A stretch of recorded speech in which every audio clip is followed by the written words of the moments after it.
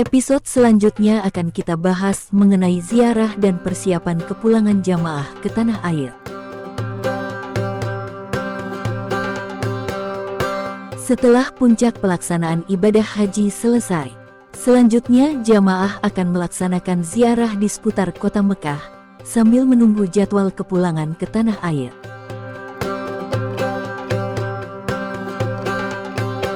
Jamaah bisa melaksanakan ziarah secara mandiri maupun berkelompok.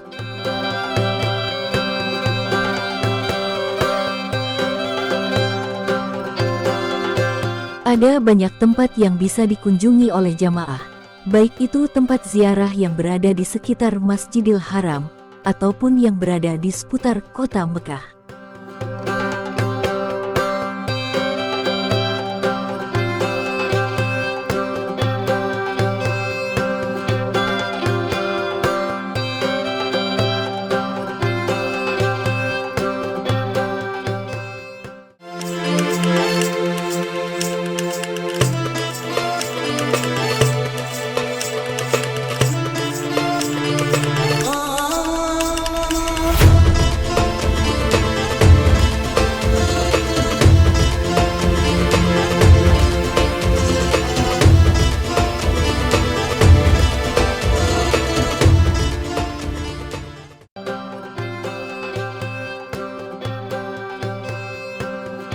Tahapan berikutnya adalah ziarah dan persiapan kepulangan jamaah ke tanah air.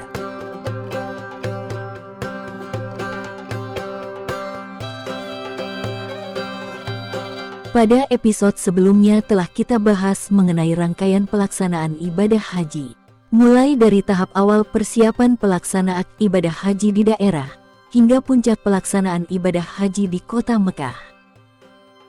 Silahkan tonton terlebih dahulu beberapa episode tersebut.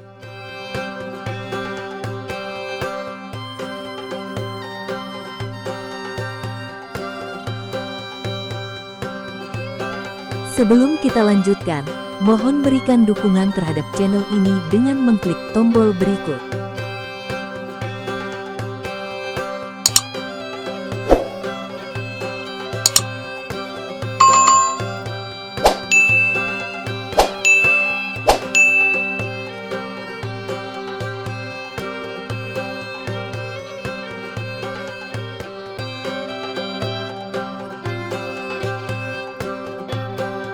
Kota Mekah memiliki 5 nama yang disebutkan dalam Al-Quran, yaitu Bakah, Makkah, Ummul Qura, Al-Balad, dan Al-Qaryah.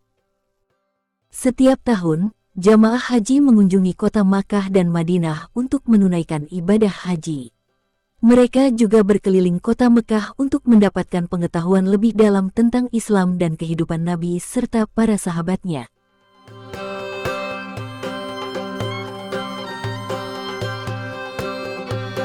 Kota Mekah bukan hanya tempat kelahiran Rasulullah, tetapi juga merupakan tempat di mana beliau dikaruniai wahyu pertama oleh Allah dan memulai kenabiannya. Pada saat pelaksanaan haji, jamaah haji bisa mengunjungi tempat-tempat ziarah di sela-sela waktunya pada saat berada di kota Mekah.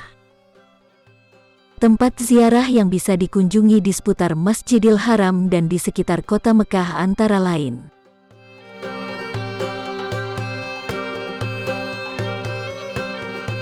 Sumur Zam-Zam. Zam-Zam adalah sebuah perigi yang terletak tidak jauh dari makam Ibrahim di luar Ka'bah. Sumur ini menjadi rebutan bagi semua jamaah haji yang datang untuk berziarah. Hal ini dikarenakan sumur ini bersejarah dan syarat akan nilai barakah, bukan sekadar untuk menghilangkan haus dan dahaga. Sebagian ulama berpendapat penamaan Zam-Zam adalah karena air di sumur ini tidak pernah habis dan terus berkumpul.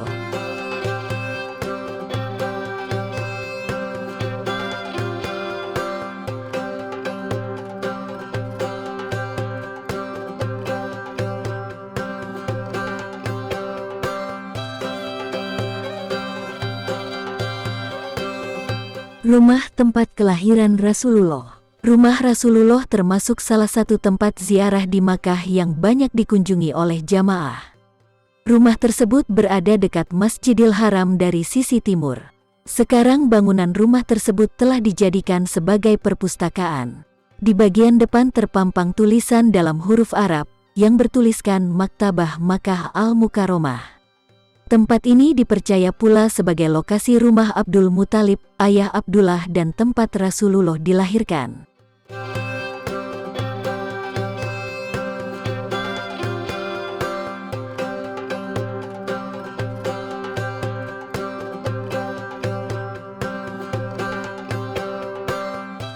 Jabal Nur. Jabal Nur terletak di timur laut dari kota Mekah, kurang lebih sekitar 6 km dari Masjidil Haram dengan ketinggian sekitar 280 meter.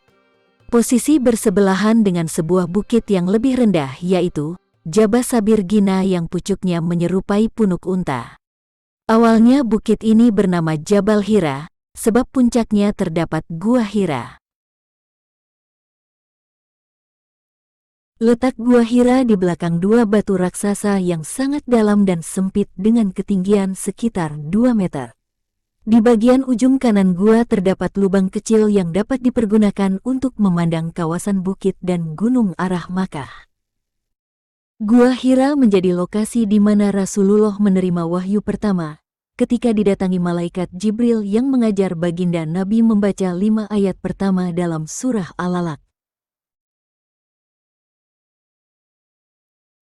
Jabal Sur. Jabal Sur sangat dikenal karena terkait peristiwa hijrah Rasulullah, salah satu gunung paling tinggi di Makkah. Ketinggian gunung ini mencapai 458 meter dari kaki gunung dengan luas 10 km persegi. Lokasi Jabal Sur terletak di 4 atau 7 km ke arah selatan Masjidil Haram. Selain itu, penamaan Sur karena bentuknya menyerupai sapi jantan yang menghadap ke selatan. Jabal Sur merupakan bukit dengan gua yang berkaitan erat dengan kisah pelarian Rasulullah dari kaum kafir Quraisy. Nabi Muhammad bersama sahabatnya Sayyidina Abu Bakar As-Siddiq pernah bersembunyi di salah satu gua ini ketika dikejar kaum kafir Quraisy yang hendak membunuhnya. Jabal Rahmah. Jabal Rahmah kaitannya sangat erat dengan peristiwa pertemuan Nabi Adam dan Siti Hawa. Untuk mengenang peristiwa tersebut, maka di puncak bukit dibangun dinding setinggi 57 cm sebagai tugu peringatan berwarna putih. Pada musim haji, Jabal Rahmah banyak dikunjungi oleh jemaah yang hadir untuk berziarah. Jabal Rahmah bermakna Bukit Kasih. Bukit ini dianggap sebagai tempat di mana Nabi Adam dan Hawa bersatu setelah diusir dari surga. Jabal Rahmah menjadi saksi tempat di mana keduanya memohon pengampunan dari Allah dan dipertemukan kembali setelah mengalami pengasingan. Jabal Rahmah juga memiliki keterkaitan dengan peristiwa bersejarah dalam Islam.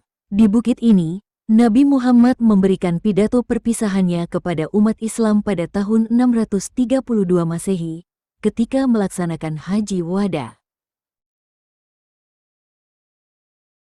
Jabal Rahmah menjadi tempat yang sering dikunjungi oleh jamaah haji sebagai bagian dari perjalanan ibadah.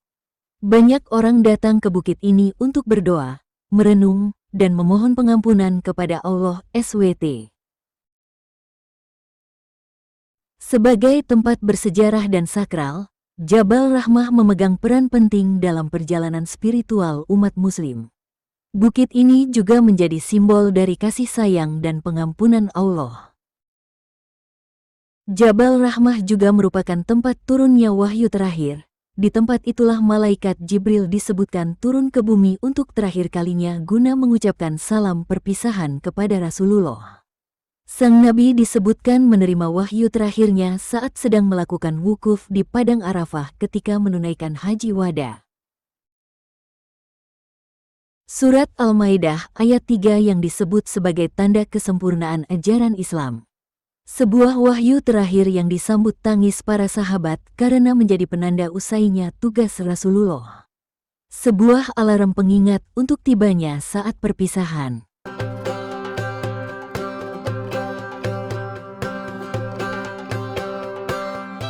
Selanjutnya ada beberapa tempat yang berada di sekitar kota Mekah maupun di luar kota Mekah yang juga sering dikunjungi jamaah haji. Salah satu masjid yang juga sering dikunjungi jamaah adalah Masjid Aisyah. Masjid tersebut berada di Tanim. Jamaah yang akan melaksanakan umrah sunnah biasanya akan mengambil mikot di sini. Tanim adalah nama sebuah desa. Adapun Masjid Aisyah ditetapkan namanya oleh baginda Nabi sendiri sebagai salah satu mikat ibadah haji atau umrah. Dalam sebuah hadits, diriwayatkan bahwa ketika baru selesai menunaikan haji wada bersama Rasulullah, Ummul Mukminin Aisyah melanjutkan ibadah umrah. Untuk memulai ihram umrah itulah, baginda Nabi menyuruh Aisyah berangkat ke Tanim dan memulai ihramnya dari lokasi tersebut. Kemudian masjid yang menjadi tempat mikat Aisyah lantas dinamakan Masjid Aisyah. Selain itu juga terdapat banyak tempat bersejarah yang berada di luar kota Mekah, seperti Jeddah dan Taif.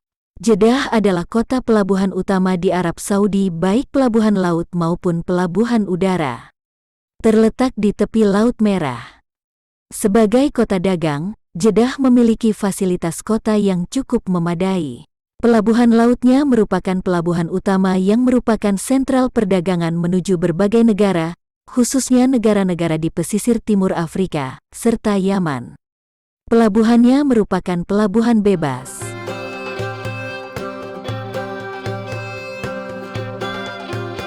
Di Jeddah terdapat Bandar Udara Internasional Raja Abdul Aziz yang memiliki tingkat kesibukan tinggi terutama pada musim haji. Selain digunakan untuk melayani penerbangan haji, Bandara Jeddah digunakan untuk kepentingan komersial biasa selain Dammam dan Riyadh. Nama Jeddah berasal dari bahasa Arab, Jadah atau Judah, yang berarti nenek. Konon, nama ini berkaitan dengan sejarah turun-temurun bahwa nenek moyang manusia, Hawa istri Nabi Adam, dikuburkan di daerah ini. Oleh karena itu, kota tersebut menjadi salah satu tempat yang biasa dikunjungi oleh wisatawan muslim atau jamaah haji dan umrah.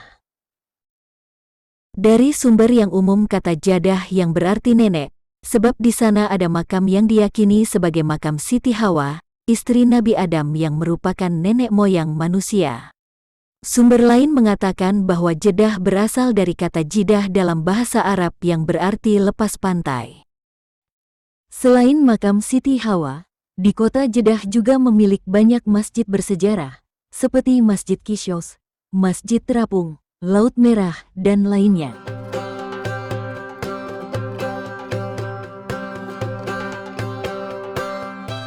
Tempat lain yang juga selalu dikunjungi jamaah haji adalah kota Taif. Taif adalah kota besar ketiga setelah kota Makkah dan Madinah. Kota ini berada di sebelah tenggara Makkah yang berjarak sekitar 75 mil atau sekitar 80 km dari Mekah, dengan waktu tempuh sekitar 1,5 jam. Taif, salah satu kota sejuk di tengah gersangnya Saudi Arabia. Selain berhawa sejuk, tanahnya yang subur dan memiliki sejarah bagi Rasulullah menjadi daya pikat bagi para jemaah haji dan umroh untuk berkunjung ke kota Taif.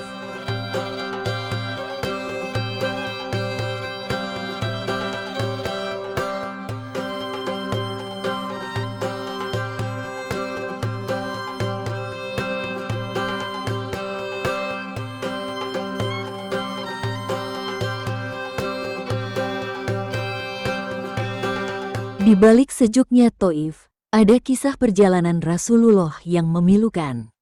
Rasulullah melakukan perjalanan ke Taif untuk melakukan dakwah Islam. Perjalanan ini dilakukan tidak lama setelah kematian pamannya, Abu Talib dan istri tercintanya Khadijah. Setelah kematian dua orang yang dikasihinya, orang Quraisy semakin gencar mengganggu dakwah Rasulullah. Maka secara diam-diam Rasulullah pergi ke Taif. Rasulullah berangkat ke Taif diam-diam dengan berjalan kaki. Di kota ini, Rasulullah tinggal selama 10 hari. Namun, perlakuan yang diberikan penduduk Taif sangat kasar. Saat itu, kaum Sakif melempari Rasulullah dengan batu hingga kaki beliau terluka. Tindakan brutal penduduk Taif ini membuat Zaid bin Haritsah membela dan melindunginya. Tapi, kepalanya juga terluka akibat terkena lemparan batu. Akhirnya, Rasulullah berlindung di kebun milik Utbah bin Rabi'ah. Kemudian saat itu Rasulullah berdoa, "Ya Allah, kepadamu aku mengadukan kelemahanku, kurangnya kesanggupanku, dan kerendahan diriku berhadapan dengan manusia. Wahai Zat yang Maha Pengasih lagi Maha Penyayang, Engkaulah pelindung bagi si lemah dan Engkau jua pelindungku. Kepada siapa diriku aku serahkan? Kepada orang jauh yang berwajah suram terhadapku, ataukah kepada musuh yang akan menguasai diriku? Jika Engkau tidak murka kepadaku, maka semua itu tak kuhiraukan, karena sungguh besar nikmat yang telah Engkau limpahkan kepadaku. Aku berlindung pada sinar cahaya wajah-Mu, yang menerangi kegelapan dan mendatangkan kebajikan di dunia dan akhirat dari murka-Mu yang hendak Engkau turunkan dan mempersalahkan diriku. Engkau berkenan, sungguh tiada daya dan kekuatan apapun selain atas perkenan-Mu." Mengetahui hal tersebut, malaikat Jibril menawarkan untuk menghancurkan penduduk dan kota Taif. Namun Rasulullah menolaknya dengan berdoa kepada Allah sebagaimana dalam sebuah hadis yang diriwayatkan oleh Bukhari dan Muslim yang artinya, "Aku berharap mudah-mudahan Allah mengeluarkan dari tulang rusuk mereka keturunan yang menyembah Allah yang Maha Esa dan tidak mempersekutukannya dengan apapun." Berkah doa Rasulullah tersebut, Allah pun mengabulkannya. Kemudian penduduk kota tersebut memeluk agama Islam. Hingga saat ini kota Taif dikenal sebagai kota penghasil para penghafal Al-Quran.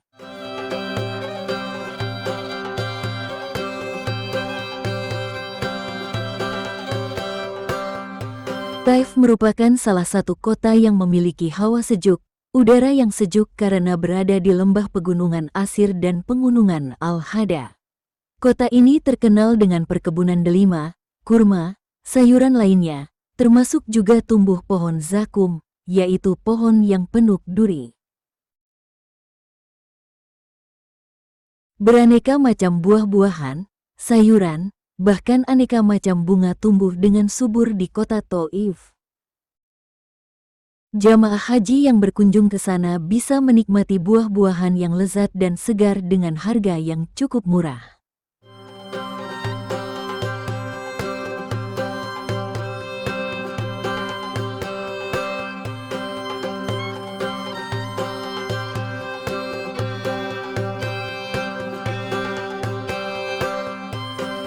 Kota Taif juga dikenal sebagai kota mawar, ada sekitar 800 perkebunan bunga yang terhampar. Setiap musim semi tiba, penduduk di kota Taif akan memetik, memanen dan menyuling sekitar 300 juta bunga yang mekar.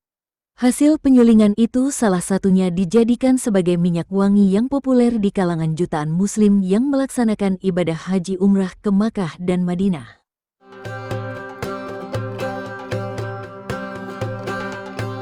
Beraneka ragam aroma minyak wangi yang harum dan asli diproduksi di kota ini. Jamaah bisa mengunjungi tempat penilingan minyak wangi tersebut. Jamaah akan mendapatkan sedikit ilmu mengenai tata cara pembuatan minyak wangi. Kemudian jamaah bisa membeli aneka minyak wangi yang asli untuk dibawa pulang ke tanah air sebagai oleh-oleh dari kota Taif.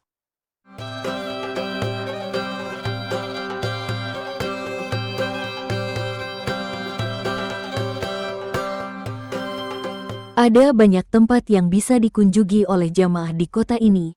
Jamaah juga bisa menaiki kereta gantung, menaiki onta yang telah dihias cantik, juga bisa menikmati kuliner tradisional kota ini khususnya menu nasi mandi, yang rasanya sangat lezat.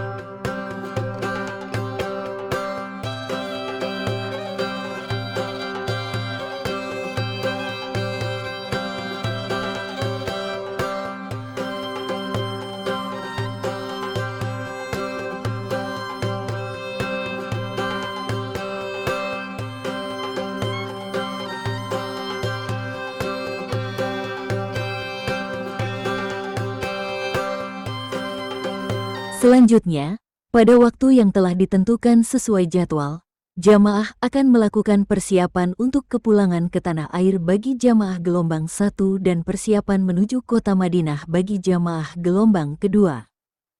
Pada saat akan meninggalkan kota Mekah, jamaah akan melaksanakan tawaf wada atau tawaf perpisahan. Tawaf wada adalah amalan terakhir yang dilakukan jemaah haji di Makkah. Karena itu tawaf wada juga bermakna selamat tinggal. Wajib hukumnya untuk jemaah haji melakukan tawaf sebelum meninggalkan Makkah. Namun ada keringanan tawaf wada kepada perempuan haid atau nifas. Perempuan yang sedang haid atau nifas dapat menjalankan tawaf wada setelah suci. Jika tidak bisa menunggu lantaran harus segera meninggalkan Mekah, maka amalan tawaf wada gugur. Sebagai gantinya, penghormatan kepada Baitullah cukup dilakukan dengan berdoa di depan pintu gerbang Masjidil Haram. Ketentuan atau tata cara tawaf wada sama seperti tawaf lainnya. Selanjutnya, rombongan jamaah melakukan persiapan untuk meninggalkan kota Mekah. Bagi yang akan menuju Madinah, jemaah akan diberangkatkan menggunakan bas. Dan untuk jamaah yang akan bertolak untuk kembali ke tanah air, akan diberangkatkan menuju Bandara Jeddah, kemudian diterbangkan kembali ke tanah air. Ketentuan barang bawaan jamaah dalam proses pemulangan, jamaah sudah mulai diingatkan untuk mematuhi peraturan penerbangan, khususnya terkait dengan barang bawaan. Ada batasan berat barang bawaan dan jenis-jenis barang yang dilarang untuk dibawa selama penerbangan. Penerbangan membatasi berat koper besar jamaah haji maksimal 32 kg. Koper besar yang dibawa juga harus sesuai dengan standar maskapai tersebut, di antaranya tidak dipasang jaring-jaring pada koper. Di dalam koper tersebut juga tidak boleh diisi dengan benda cair seperti air zam-zam, tabung aerosol, power bank, dan barang-barang berharga. Jika koper atau barang bawaan terdapat barang yang tidak sesuai dengan ketentuan, atau barang terlarang yang dapat membahayakan keamanan dan keselamatan penerbangan, maka akan dibongkar oleh otoritas yang berwenang. Sementara ketentuan berat untuk tas kabin atau tas tenteng maksimal 7 kg. Dalam tas ini juga tidak boleh diisi dengan barang bawaan seperti air zam-zam, korek api, tabung aerosol, timbangan, mainan menyerupai senjata, dan benda-benda tajam seperti gunting, pisau cukur, pemotong kuku, peniti, pisau cutter, dan sejenisnya. Jamaah hanya diperbolehkan membawa tas bagasi, tas kabin, dan tas paspor yang berlogo sesuai penerbangan. Barang jamaah berupa koper besar akan dikumpulkan 3 hari menjelang kepulangan ke tanah air. Pada saat tiba jadwal kepulangan jamaah sesuai yang telah ditentukan, seluruh jamaah akan bersiap kemudian diberangkatkan dengan bas menuju bandara. Pada saat dalam bas, paspor jamaah yang sebelumnya disimpan di maktab akan dikembalikan kepada masing-masing jamaah. Setibanya di bandara, jamaah akan ditempatkan di ruang tunggu bandara. Pihak penerbangan akan kembali mengingatkan jamaah mengenai ketentuan barang yang boleh dan yang tidak boleh dibawa jamaah dalam tas kabin. Pihak penerbangan akan kembali melakukan sweeping terhadap barang-barang jamaah sebelum masuk X-ray.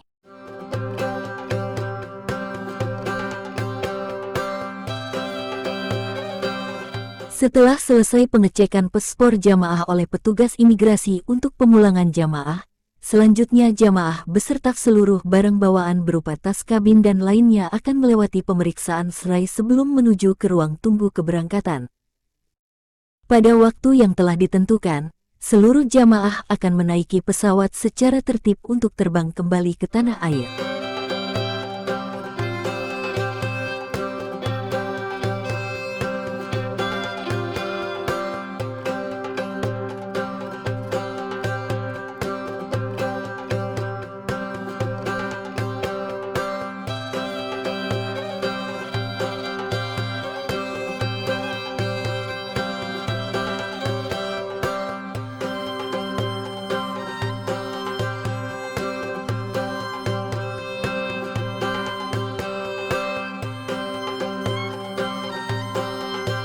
Sesampainya di bandara tanah air, jamaah akan disambut oleh petugas penjemputan jamaah.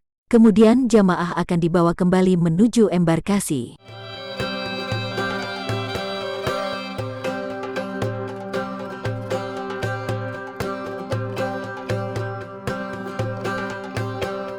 Pada saat jamaah akan mendarat di tanah air, petugas penjemput jamaah yang berasal dari daerah telah menunggu kedatangan jamaah di embarkasi.